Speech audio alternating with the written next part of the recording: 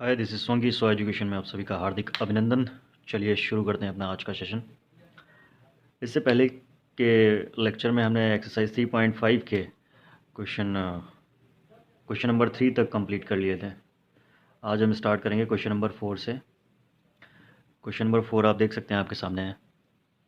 तो आज हम क्वेश्चन नंबर 4 से आगे के जो क्वेश्चन है वो लाइन से सॉल्व करेंगे। थोड़ा बहुत डिस्टर्बेंस हो सकता है, मेरी वॉइस पे आप फोकस करिएगा। इधर उधर की आवाज़ें जो इधर उधर से डिस्टर्बिंग नॉइज़ आ रहा है उस पर ध्यान मत दीजिएगा। ओके, चलिए स्टार्ट करते हैं अपना क्वेश्चन नंबर 4। निम्न समस्याओं में रैखिक रैखिक समीकरणों के युग्म बनाइए। उनके हल किसी बीजगणितीय मतलब किसी भी विधि से हल करने हैं, और उनके हल किसी बीजगणितीय विधि से हल करने हैं। इसका क्वेश्चन नंबर 4 का फर्स्ट पार्ट है। एक छात्रावास के मासिक व्यय का एक भाग नियत है तथा शेष इस पर निर्भर करता है कि छात्र ने कितने दिन भोजन लिया है। जस्ट लाइक ये हॉस्टल की एक कह सकते हैं एक स्टोरी है, ठीक है। जब एक विद्यार्थी है, कोई स्टूडेंट है ए को जो 20 दिन भोजन करता है, 1000 रुपीज़ छात्रावास के व्यय के लिए अदा करने पड़ते हैं। जबकि एक विद्यार्थी बी है, उसको 26 दिन के लिए भोजन करता है, तो छात्रावास के लिए 1180 रुपये अदा करने पड़ते हैं। नियत व्यय और प्रतिदिन के भोजन का मूल्य ज्ञात करना है, ठीक है। तो ये क्वेश्चन नंबर 4 है। चलिए कर लेते हैं इसको। क्वेश्चन नंबर 4 का ये फर्स्ट पार्ट है, जिसमें हमें नियत व्यय और प्रतिदिन के जो भोजन का जो मूल्य है वो हमें याद करना है। तो हम मान लेते हैं माना जो नियत व्यय है वो हमारा ₹X है, व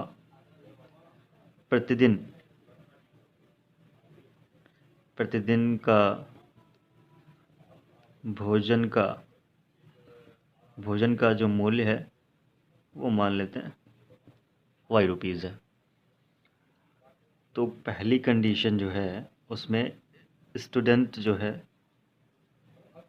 ए की बात करेंगे, जिसने 1000 रुपीज़ अदा किए हैं कितने दिन के भोजन के लिए? 20 दिन के भोजन के लिए, ठीक है। यानी स्टूडेंट ए के लिए भोजन की अवधि है वो कितनी है? 20 दिन, 20 डेज, ठीक है। तो 20 दिन का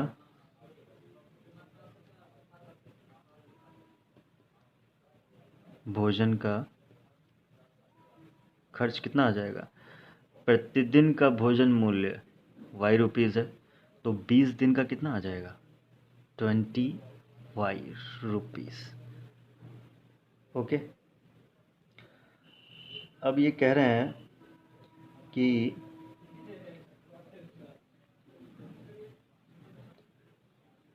विद्यार्थी ए को जो 20 दिन भोजन करता है, 1000 रुपये छात्रावास के व्यय के लिए अदा करने पड़ते हैं। देखिए, उसका जो रेंटल है जो कि फिक्स्ड प्राइस है, वो ₹X तो उसको देना ही होगा, ठीक है। यानी हम लिख सकते हैं कि शर्त के अनुसार उसको क्या होगा? ₹X तो देने ही होंगे।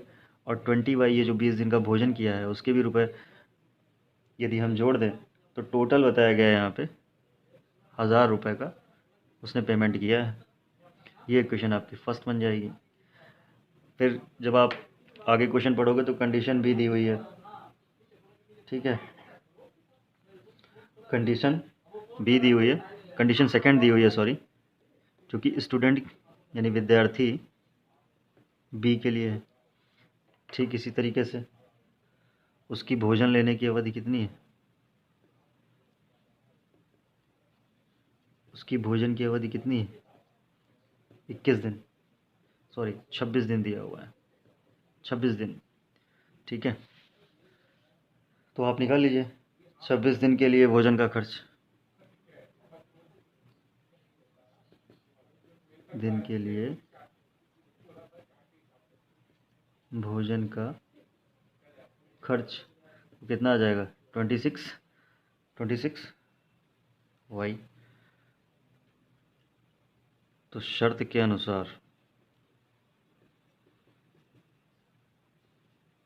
ये कितने रुपए व्यय करता है, ये करता है 1180, यानी x प्लस 26y 1180। ये क्वेश्चन सेकंड बन गई, ये फर्स्ट बन गई। इसको हमें सॉल्व करना है। पहले तो हम ये देख लें कि क्या इसका सॉल्यूशन पॉसिबल है या नहीं।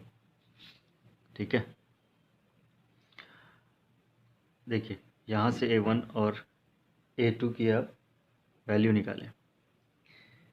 इक्वेशन आप लिख दीजिए यहाँ पे समीकरण 1 व 2 से a1 1 है, b1 1 है, c1 a1 देखिए 1 है और a2 भी 1 है, b1 कितना है, b1 कितना है 20, b1 20 है, b2 कितना है 26। ठीक इसी तरीके c1 कितना हो जाएगा, c1 हो जाएगा माइनस का 1000, c2 क्या हो जाएगा माइनस का 1180। ठीक है, अब देखो a1 अपॉन a2 क्या b1 अपॉन b2 के इक्वल है। आप देख सकते हो कि a1 upon a2 does not equal to b1 upon b2 है, यानी इसका अद्वितीय हल संभव है। ठीक है, ओके, अद्वितीय हल संभव है। तो हम इसको क्या करेंगे, हमें ये एक रफ वर्क है। यदि हल संभव नहीं होता तो हम लिख सकते थे कि हल संभव नहीं है, इसलिए अब हम सॉल्व नहीं करेंगे, लेकिन हल संभव है। तो ये हमने वैल्यूज़ जो निकाली हैं, हमें वज्र गुणनखंड विधि से जब हम इसको सॉल्व करेंगे तो उसमें भी काम आ जाएंगे हमारे। ठीक है, तो देखिए एक इक्वेशन हमारी क्वेश्चन 2 ये बनी थी, बाकी मैं इरेज कर दे रहा हूँ क्योंकि अब हमें x और y की वैल्यू निकालनी है सीधे। ठीक है, दो इक्वेशन जो ये बनी है इनको क्रॉस मल्टीप्लिकेशन मेथड से सॉल्व कर लेंगे। देखिए पहली इक्वेशन बनी है x plus 20y is equal to 1000। दूसरी इक्वेशन बनी है x plus 26y is equal to 1180। ये इक्वेशन 2 बनी है, इसको हम सॉल्व कर लेते हैं क्रॉस मल्टीप्लिकेशन मेथड से। देखिए ये जो इक्वेशन दी हुई है इसको हम लिख सकते हैं x plus 20y minus 1000 is equal to 0, equation first. इसको लिख सकते हैं x plus 26y minus 1180 is equal to 0, equation second. अब हम क्रॉस मल्टीप्लिकेशन मेथड लगाएंगे। क्रॉस मल्टीप्लिकेशन मेथड लगाएंगे तो वेरिएबल x ऊपर लिखेंगे और नीचे इसको हाइड करेंगे तो कितना आ जाएगा 26, इधर आ जाएगा 26 और इधर कितना आ जाएगा माइनस का 1000 और माइनस का 1180। इक्वल का साइन लगा देंगे, y लिख देंगे, y हाइड करेंगे तो माइनस का 1000 माइनस का 1180 और ये 11 आ जाएगा कांस्टेंट वैल्यू। इसको हाइड कर लेंगे तो 11 20 और 26 आ जाएगा। ठीक है, अब हम क्या करेंगे, क्रॉस मल्टीप्लिकेशन मेथड है तो क्रॉस मल्टीप्लाई करेंगे। ठीक है, और बीच में साइन रहेगा माइनस का। थोड़ा सा फास्ट करने की कोशिश करूँगा मैं यहाँ पे x अपॉन 20 का इससे मल्टीप्लाई करोगे आप। ठीक है, 20 का इससे मल्टीप्लाई करो आप तो कितना आ जाएगा 8 दूनी 16। ओके,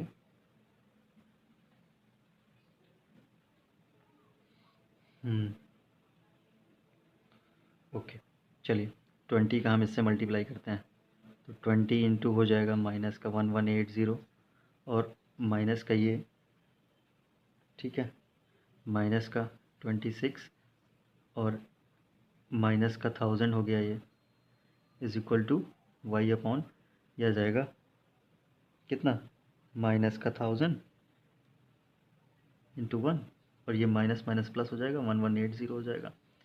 ठीक है, और इसके भी बराबर में क्या है, 1 अपॉन 26 माइनस 20, यानी कितना आ जाएगा 6, कितना आ जाएगा 6। इसको सॉल्व करेंगे, इसको जब आप सॉल्व करोगे तो x अपॉन, अब हम इसको सॉल्व करते हैं, x अपॉन आ जाएगा 16, यानी ये हो जाएगा 23600। ठीक है, और प्लस का ये हो जाएगा, प्लस का हो जाएगा 26,000 y अपॉन, ये y अपॉन माइनस का 1000 और प्लस का 1180। इसको आप सॉल्व करेंगे तो y अपॉन ये कितना, 180, 180 आ जाएगा। ये बराबर है 1/6 के। तो एक बार x की वैल्यू को 1/6 के बराबर कर देंगे, एक बार y की वैल्यू को इसके बराबर कर देंगे, और x और y की वैल्यू निकल आएगी। देखिए, एक बार x को जब इसको इसमें से क्या करेंगे, ये माइनस का है 23600, ये 26000, कौन बड़ा है, ये बड़ा है, ये बड़ा है, तो प्लस में आंसर आएगा। 23 है, ये 26 है, कितना हो जाएगा, कितना आ जाएगा, 23,600 है, और ये 26, ये आ जाएगा x अपॉन आपका 2400, ये आ जाएगा 2400 is equal to y upon 180 is equal to 1/6। अब एक बार इसको इसके बराबर करो, तो x upon 2400 is equal to 1/6, 6 से ये डिवाइड हो जाएगा, 400 आ जाएगा, यानी x इज इक्वल टू कितना आ जाएगा, 400। पहली वैल्यू आ गई। और y की निकालो, जब y को आप बराबर करोगे y upon 180 is equal to 1/6, तो क्षेत्रिक 18, यानी y इज इक्वल टू कितना आ जाएगा, y इज इक्वल टू आ जाएगा 30, यानी कि x की वैल्यू, नियत किराया आपका आ जाएगा 400, और जो प्रतिदिन भोजन का जो किराया था वो आ जाएगा, वो 30 रुपये आ जाएगा। ठीक है, ये इन दोनों की जो मात्रक होंगे वो रुपए में होंगे। ठीक है, ये हो गया क्वेश्चन आपका सॉल्व। क्वेश्चन नंबर 4 का ये फर्स्ट पार्ट था।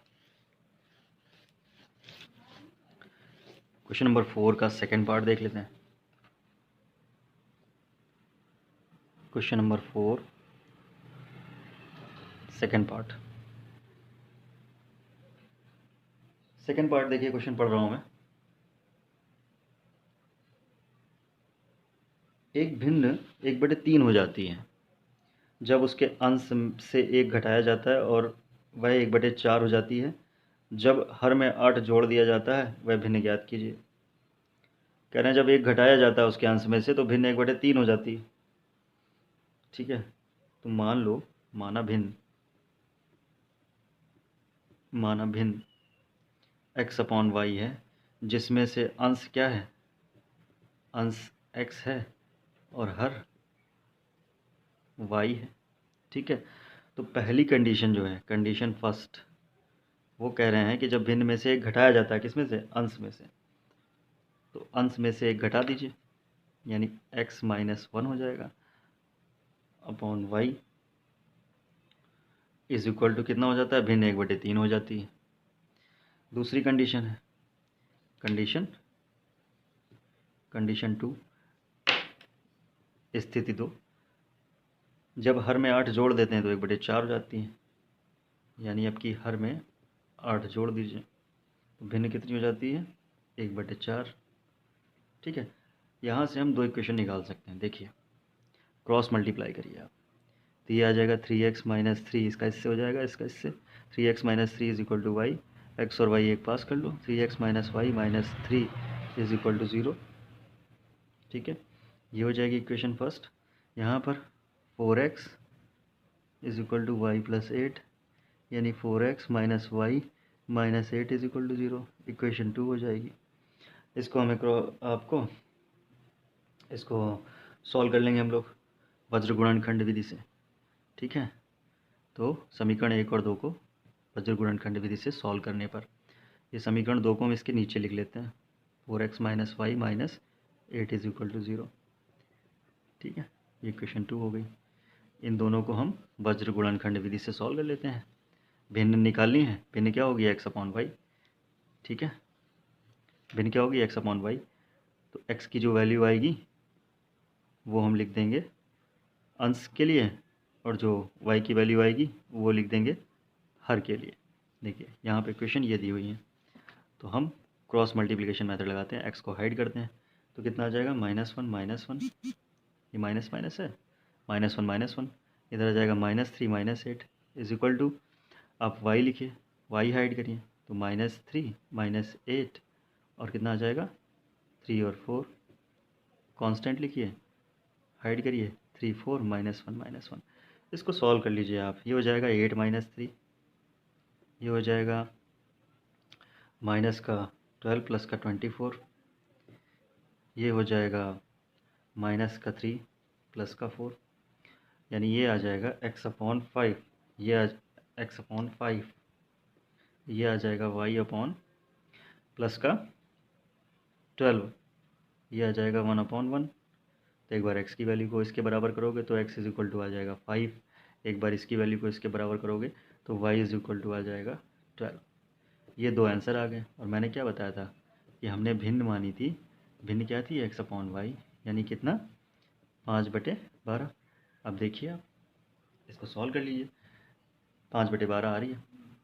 पहली स्थिति क्या थी कि यदि अंश में से क्या किया जाए, अंश में से एक घटा दें तो भिन्न क्या हो जाती थी 1/3 हो जाती थी। देखिए करके, एक घटाइए, 4/12, 4 से कट जाएगा, आ गया 1/3। तो हमारा आंसर सही है।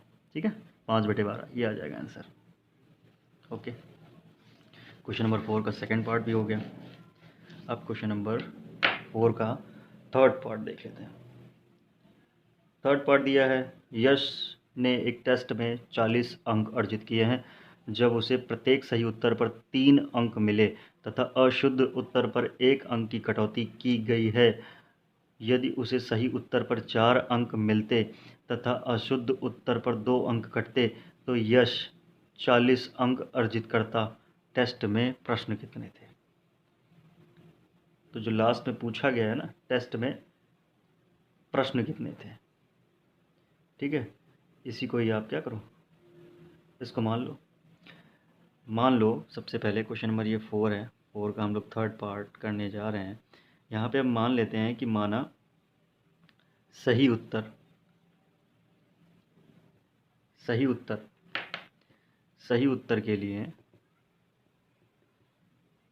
के लिए अंक मिलते हैं x और गलत उत्तर के लिए मान लेते हैं अंक मिलते हैं y। तो कंडीशन फर्स्ट के अकॉर्डिंग क्या है, सही उत्तरों के लिए कंडीशन फर्स्ट में कह रहे हैं ना कि सही उत्तर के लिए 3 अंक मिलते हैं, सही उत्तर के लिए 3 अंक मिलते हैं। तो यहाँ पर कितना हो जाएगा 3x, क्योंकि हमने माना है सही उत्तर के लिए x अंक मिलते हैं। 3 अंक के हिसाब से सही उत्तर के लिए कितने मिलेंगे, 3x मिल जाएंगे। ठीक उसी तरीके से निकाल लीजिए गलत उत्तर के लिए कितना हो गया गलत उत्तर के लिए। तो गलत उत्तर के लिए हो जाएगा 1 × y, क्योंकि लिखा है पहली कंडीशन में अशुद्ध उत्तर पर 1 अंक की कटौती की गई, ये हो जाएगा y। ठीक है, और अंक टोटल उसने कितने अर्जित किए थे, 40। तो यानी सही उत्तर में से अगर हम गलत उत्तर घटाते तो शर्त के अनुसार, ये क्या चीज़ है, ये हम अपने आप से नहीं लिख रहे हैं, ये शर्त के अनुसार सही उत्तर में से अगर गलत उत्तरों के अंकों को घटाएं तो हमें कितने अंक उसने अर्जित किए थे, 40। ये क्वेश्चन फर्स्ट बन जाएगी। अब कंडीशन सेकंड के अकॉर्डिंग एक बना लीजिए। इस बार क्या है, कह रहे हैं कि सही उत्तर के लिए यदि उसे 4 अंक मिलते तो इस बार 4x हो जाएगा, और गलत उत्तर के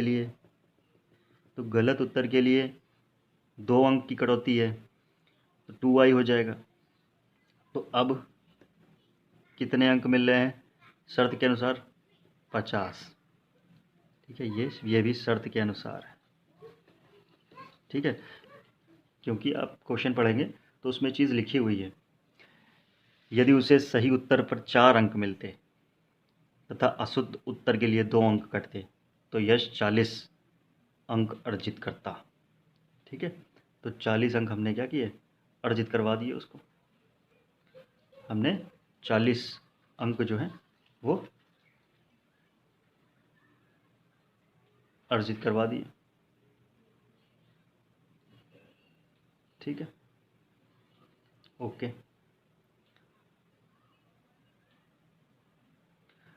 सॉरी, 40 अंक वाली कंडीशन तो पहले वाले में दी थी कि 40 अंक मिलते।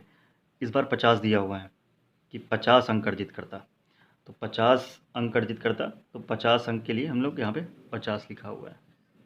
ठीक है, ये क्वेश्चन फर्स्ट बन गई, ये क्वेश्चन सेकंड बन गई। वज्र गुणनखंड विधि लगा दीजिए और इसको सॉल्व कर लीजिए, तो आंसर आपका जो होगा वो निकल आएगा।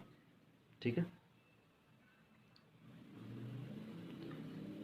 चलिए, यहाँ से आप इक्वेशन 1 है और इक्वेशन 2 है, तो x को आप हाइड कर लें, तो x को हाइड करो, -1 और -2 आ जाएगा, -1। इसको आप क्या करो, इसको शॉर्ट कर सकते हो इस इक्वेशन को, इसमें 2 कॉमन कर लो आप, 2x - y is equal to 25, या -25 लिख लो। ठीक है, इज इक्वल टू 0 कर दो। ठीक है, यानी कि ये आ जाएगा 2x - y is equal to 25, ये इक्वेशन 2 मान लो। ठीक है, अब इसमें आप वज्र गुणनखंड विधि, देखिए 2 इक्वेशन बन गए आपके, 3x - y - 40 is equal to 0, दूसरी इक्वेशन बन गई 2x - y - 25 is equal to 0। इसमें हम वज्र गुणनखंड विधि लगा देंगे तो हमें x और y की वैल्यू पता चल जाएगी। ठीक है, तो कुल कितने प्रश्न आए थे वो भी पता चल जाएंगे। ये माइनस का 40 है, यहाँ पे आप x लोगे तो हाइड करोगे -1 और कितना आ जाएगा, माइनस का 40 माइनस का 25। अब की y ले लो, तो y को हाइड करोगे तो माइनस का 40 और माइनस का 25 और 3 और 2, कांस्टेंट लोगे तो 3 और 2 -1 इसको आप सॉल्व कर लीजिए, तो ये आ जाएगा x/25 - 40, यहाँ हम लिख देते हैं 25 - 40 y/, ये हो जाएगा माइनस का 80, और बीच में ऑलरेडी माइनस का एक साइन होता है तो वो प्लस का हो जाएगा, यानी 75। ये हो जाएगा 1/, माइनस का 3 और प्लस का 2, यह आ जाएगा x/15 माइनस का, यह आ जाएगा y/, माइनस का 5 इज इक्वल टू 1/, माइनस का 1। तो एक बार x को इसके बराबर करेंगे तो x की वैल्यू आ जाएगी 15, और एक बार y को इसके बराबर करेंगे तो y की वैल्यू कितनी आ जाएगी, 5। तो टेस्ट में कुल कितने प्रश्न आए थे वो पूछ रहे हैं ये, तो कुल प्रश्नों की संख्या निकालनी है, जो कि क्या होगी, सही उत्तरों की संख्या प्लस गलत उत्तरों की संख्या। इससे बाहर तो कुछ होगा नहीं। सही उत्तर है तुम्हारे 15, गलत उत्तर रहे 5, तो 15 और 5 जुड़ जाएंगे, यानी टोटल क्वेश्चन उसमें 20 पूछे गए थे टेस्ट में। तो ये हो गया क्वेश्चन नंबर 4 का थर्ड पार्ट। क्वेश्चन नंबर 4 का फोर्थ पार्ट, क्वेश्चन नंबर 4 का फोर्थ पार्ट देखते हैं क्या है। क्वेश्चन नंबर 4 का फोर्थ पार्ट कुछ इस प्रकार है। एक राजमार्ग पर 2 स्थान हैं ए और बी, 100 किलोमीटर की दूरी पर। मान लेते हैं ये राजमार्ग है, ठीक है, और ये 2 स्थान हैं ए और बी, इनके बीच की दूरी आपको दी हुई है 100 किलोमीटर। एक कार ए से तथा दूसरी कार बी से एक ही समय चलना प्रारंभ करती है। यदि कारें भिन्न भिन्न चालों से एक ही दिशा में चलती तो वे 5 घंटे पश्चात मिलती। तो दोनों कारों की चाल हमें ज्ञात करनी है। मान लो यहाँ पे आके मिल रही हैं, वो एक ही दिशा में चल रही हैं, तो 5 घंटे पश्चात जो है वो आकर के मिल जा रही हैं। तो हमें दोनों कारों की चाल निकालनी है। एक तो ये है कंडीशन, लेकिन ये ऐसा नहीं है कुछ। दोनों कारें मान लेते हैं हम लोग कि स्थिति एक है, यहाँ पर मान लेते हैं एक कार है, कार 1, ठीक है। यहाँ पे मान लेते हैं कार 2 है, और ये एक ही दिशा में चल रही हैं। यानी ऐसा नहीं है कि एक इस डायरेक्शन में चल रही हो और एक इस डायरेक्शन में चल रही हो, ठीक है। तो बीच में आकर के नहीं मिलेंगी, ये ध्यान रखिएगा आप, एक ही दिशा में चल रही हैं। तो मान लेते हैं कि ये यहाँ से चली होंगी और यहाँ पे आके एक सी पॉइंट रहा होगा, वहाँ पे ये मिल रही होंगी, ठीक है, ओके।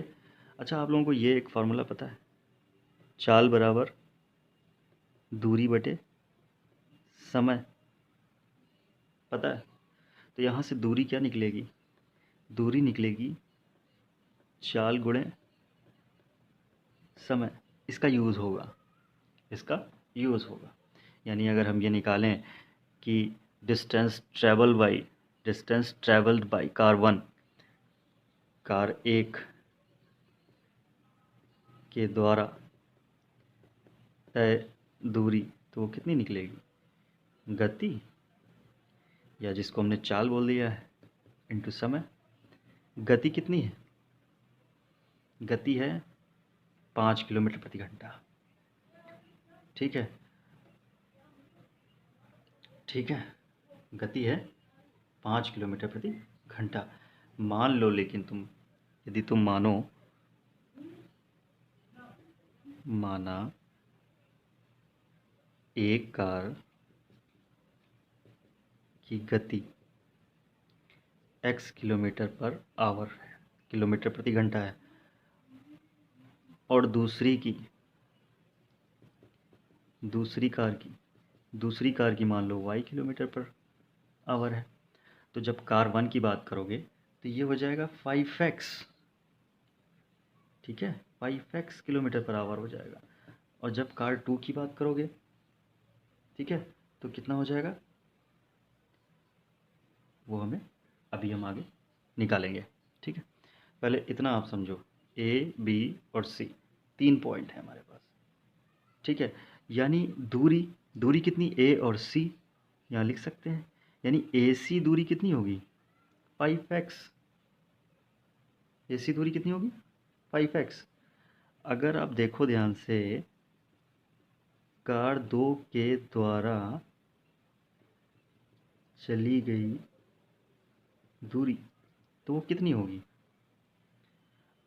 कार 2 के द्वारा चली गई दूरी वो कितनी होगी? वो चलेगी कहाँ से?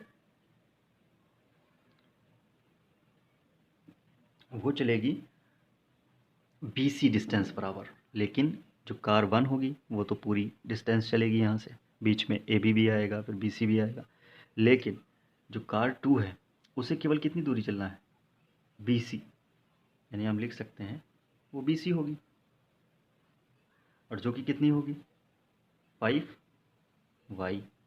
यहाँ पर कार 1 की जब बात करेंगे तो हमें पता है कि ये कार 1 AC के लिए है, AC मतलब ये दूरी जो है। लेकिन कार 2 की बात करोगे तो वो BC तक है, ठीक है। ये कार 2 के लिए हो गया, ठीक है। अब वो कह रहे हैं, ठीक है, सेकंड कंडीशन क्या दी हुई है? सेकंड कंडीशन दी हुई है, यदि ये कारें भिन्न भिन्न चालों से एक ही दिशा में चलती हैं तो वे 5 घंटे पश्चात मिलती हैं। अब बात आएगी एक ही दिशा में चलने की, ठीक है। अच्छा, यहाँ पे देखिए, आपको पता है अगर AB निकालने के लिए मैं आपसे बोलूँ AB डिस्टेंस कितनी है? AB डिस्टेंस है 100 किलोमीटर। यानी अगर मैं यहाँ लिख दूँ AB is equal to AC minus BC, AB कितनी होगी पूरी? 100 किलोमीटर। AB को निकालने के लिए यदि पूरे में से यदि इस पूरे में से आप इतना घटा दें तो ये दूरी निकल आएगी, ये भी। तो वही लिखा हुआ है ए बी निकालने के लिए। ए सी कितना है 5x, बी सी कितना है 5y। क्या ये पहली इक्वेशन नहीं बन गई आपकी? जी हाँ, ये पहली इक्वेशन बन गई। इसमें आप क्या करो, 5 कॉमन कर लो, x minus y is equal to 100 आ जाएगा, 5 से डिवाइड कर दो 20 आ जाएगा, यानी x minus y is equal to 20 equation first हो जाएगी। अब इक्वेशन 2 देख लेते हैं, ठीक है, इक्वेशन 2 देख लेते हैं।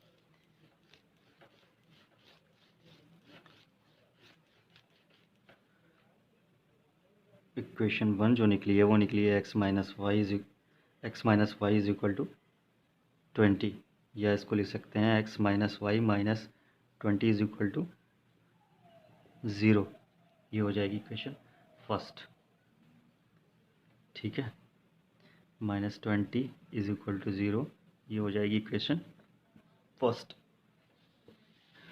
जो सेकंड कंडीशन है वो कह रहे हैं कि यदि कारें जो हैं एक ही समय में एक ही दिशा की ओर चलने लगें, ये पूरी डिस्टेंस 100 किलोमीटर थी, एक कार यहाँ है, एक कार यहाँ है, यदि ये एक ही दिशा में चलने लगें, एक ही दिशा में चलने लगें और मान लेते हैं कि यहाँ पे आके वो मिलती हैं डी पॉइंट पे, तब क्या होगा?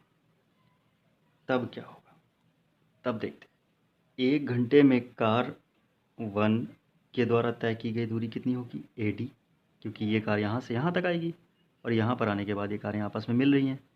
तो कार 1 के लिए डिस्टेंस जो ट्रैवल की जाएगी कार 1 द्वारा तय दूरी वो कितनी होगी? AD होगी, ठीक है। AD इज इक्वल टू क्या लिख सकते हैं? AD इज इक्वल टू लिख सकते हैं 1 इंटू एक्स, 1 इंटू एक्स, ठीक है। AD इज इक्वल टू लिख सकते हैं 1 इंटू एक्स, ठीक है, ओके।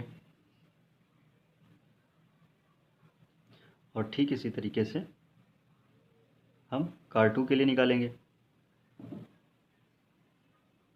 कार 2 द्वारा तय दूरी वो कितनी है? B और D, BD, वो कितनी आ जाएगी? 1 इंटू वाई, ठीक है। क्योंकि हमने माना था ये एक कार की गति x किलोमीटर प्रति घंटा है और दूसरी कार की गति y किलोमीटर प्रति घंटा है, तो उसके अकॉर्डिंग ये चीज़ लिखी हुई है, ठीक है। अच्छा, दोनों के बीच की दूरी कितनी है टोटल? यानी अगर AB लिखना चाहें हम तो वो हो जाएगा AD प्लस BD, और AB दी हुई है 100 किलोमीटर, AD आपका x है, BD आपका y है, ये इक्वेशन 2 बन गई। यानी 2 इक्वेशन हो गई। इसको आप क्रॉस मल्टीप्लिकेशन मेथड से सॉल्व कर लीजिए, सॉल्व करके आंसर निकाल लीजिए, ठीक है। देखिए,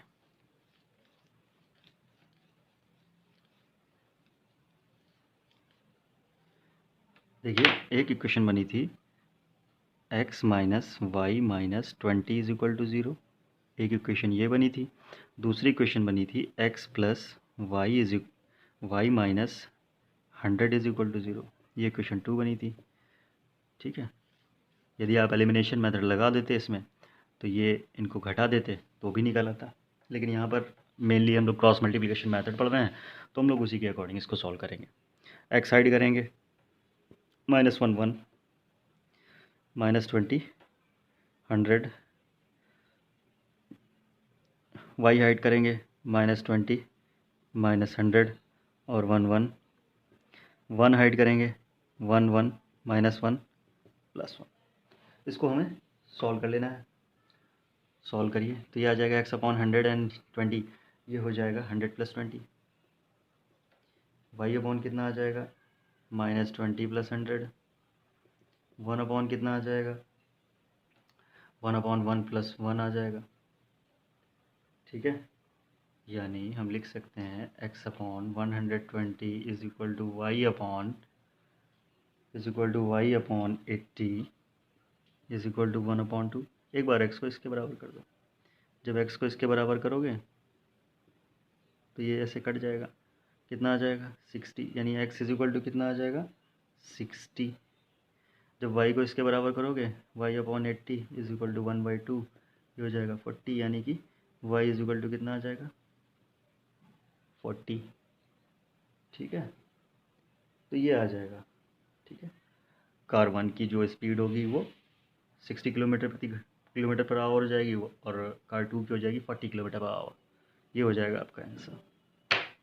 क्वेश्चन नंबर 4 का 4 पार्ट फिनिश।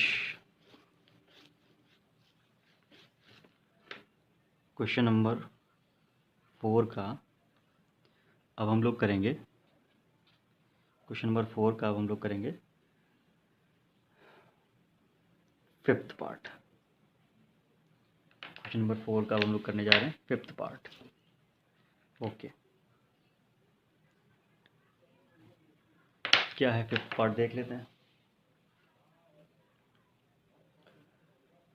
क्वेश्चन नंबर 4 का 5th पार्ट है, एक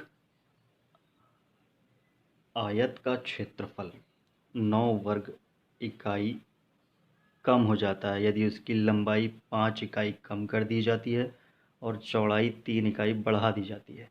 यदि हम लंबाई को 3 इकाई और चौड़ाई को 2 इकाई बढ़ा दें तो क्षेत्रफल 67 वर्ग इकाई बढ़ जाता है। आयत की विमाएं ज्ञात करनी है। ठीक है, तो सबसे पहले तो आपको आयत का जो क्षेत्रफल है, ठीक है, वो पता होना चाहिए। देखिए, आयत को इंग्लिश में बोलते हैं रेक्टेंगल, जिसमें सपोज करिए ABCD एक रेक्टेंगल है जिसमें से लंबाई है x, चौड़ाई है y। इसमें हमेशा आमने सामने की जो भुजाएं होंगी उनकी लंबाई आपस में बराबर होती है। तो हमेशा जब भी आयत का क्षेत्रफल की बात आएगी, आयत का क्षेत्रफल, तो वो क्या होगा, लंबाई इंटू चौड़ाई, यानी x इंटू वाई। ठीक है, तो हम यही मान लेते हैं। ठीक है, हम यहाँ लिख देंगे कि माना आयत की लंबाई x इकाई, क्योंकि हमें पता नहीं है कि मीटर है, किलोमीटर है, सेंटीमीटर है, पता नहीं, तो x इकाई मान लेते हैं लंबाई। चौड़ाई मान लेते हैं y इकाई। तो क्षेत्रफल क्या हो जाएगा x इंटू वाई, या एक्स वाई लिख सकते हैं। अब कंडीशन 1 कह रहे हैं कि लंबाई में, जो लंबाई है, यदि उसमें 5 घटा दें, 5 कम कर दें, और चौड़ाई जो है वो 3 बढ़ा दें, तो क्षेत्रफल जो है वो 9 कम हो जाता है। लंबाई तुमने मानी है x, चौड़ाई तुमने मानी है y, क्षेत्रफल हो जाएगा एक्स वाई, इसका 9। इसको सॉल्व कर लो पूरे को।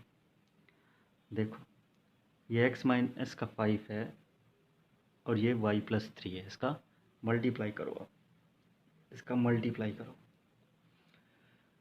सबसे पहले x उठाओ और इस पूरे से गुणा करो, x y+3। अब ये माइनस का 5 लिखो और इस पूरे से मल्टीप्लाई कर दो, is equal to x y minus का 9। ये हो जाएगा xy+3x minus 5y minus 15 is equal to x y minus का 9। ये एक्स वाई प्लस का है, ये एक्स वाई प्लस का है, या दोनों तरफ चिन्ह समान है तो ये घट जाएंगे। तो इक्वेशन जो बनेगी 3x माइनस 5y माइनस का 6 इज इक्वल टू 0। ये 9 इधर माइनस का है, उधर जाएगा तो प्लस का हो जाएगा। 9 6 15, तो 6 आ जाएगा। इक्वेशन फर्स्ट बन गई। कंडीशन 1 से हमने इक्वेशन फर्स्ट बना ली। अब इसको इरेज कर रहा हूँ। कंडीशन 2 देख लेते हैं, उससे इक्वेशन यहाँ मैं लिख लेता हूँ 3x minus 5y minus 6 is equal to 0। ये इक्वेशन फर्स्ट बनी थी, हम सेकंड निकालते हैं।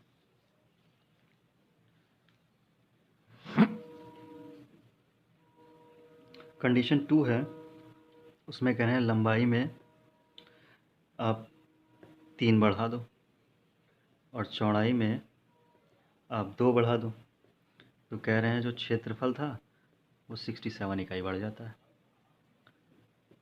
x+3 y+2 xy+67, इसको सॉल्व कर लीजिए। ये हो जाएगा xy+2x+3y+6 -xy-67। अब इसको भी इधर ले आओ, xy घट जाएंगे, 2x+3y, यह आ जाएगा माइनस का 61। इक्वेशन 2 बन गई। यहाँ लिख दीजिए 2x+3y -61 = 0। ये इक्वेशन 2 है। ऐसे आपको नहीं दिखाना है उसमें, मैंने तो यहाँ पे सिर्फ आपको समझा रहा हूँ, तो इसलिए अभी मैं इसमें क्रॉस मल्टीप्लिकेशन मेथड अप्लाई करूँगा, तो इसलिए यहाँ पर लिख लिया समीकरण 1 और 2। इसको मैं इरेज कर रहा हूँ।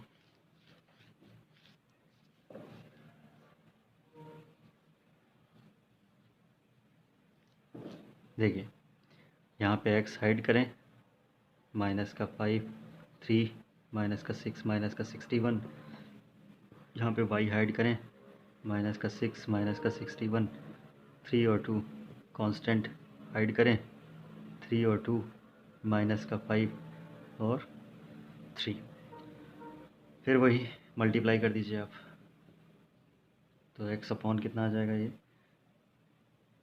देखिए 61 का माइनस माइनस प्लस हो जाएगा, 61 का 5 से मल्टीप्लाई करो तो डायरेक्ट मैं लिख दे रहा हूँ 305 प्लस ये हो जाएगा 18, ये हो जाएगा माइनस का 12, 3 3 18।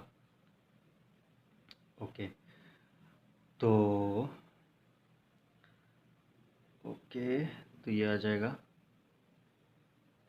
आपका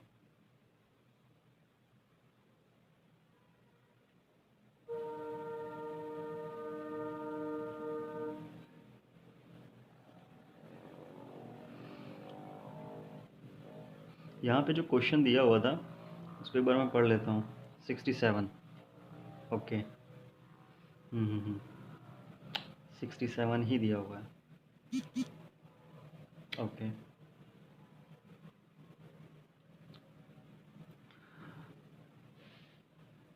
यहाँ पे देखिए,